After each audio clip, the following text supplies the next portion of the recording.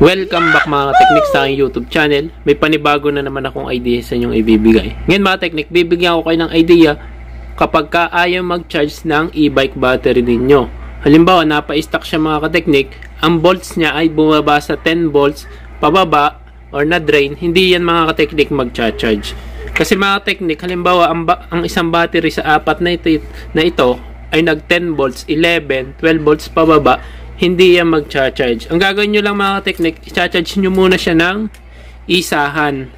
Papaabutin nyo mga teknik ng 12 volts pataas. Ganito. Yan, marami tayo ditong binubuhay na battery ng mga napa-stock. Yan.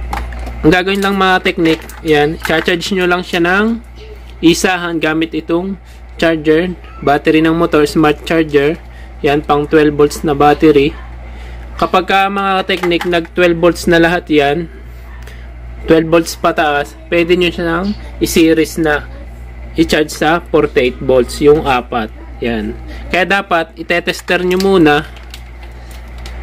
mga kateknik, kapag ka yan ay nag 12 volts na, i-charge nyo na sa single na charger, pwede nyo na siyang i-charge. Yan. Tulad yan mga kateknik, chinarge ko na yan, yung isang iyan, isusunod natin charge dito, 12.4 volts.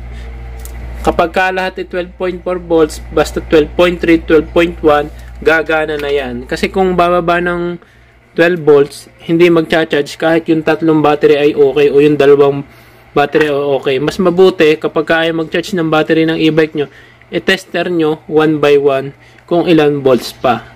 Kapag ka may bumaba nga di yung isa, bumaba sa 12 volts, hindi na yan mag-charge. Ang tanging paraan lang mga teknik, kung gusto nyo mabubuhay pa yung battery, o magamit pa, kung mag-charge pa, ay gamitan nito smart charger para sa motor. Yan. Pwede din to sa battery ng e-bike. Yung mga teknik, kung may tanong pa kayo, huwag nyo kalimutan mag-comment, mag-subscribe. Salamat sa panonood and God bless.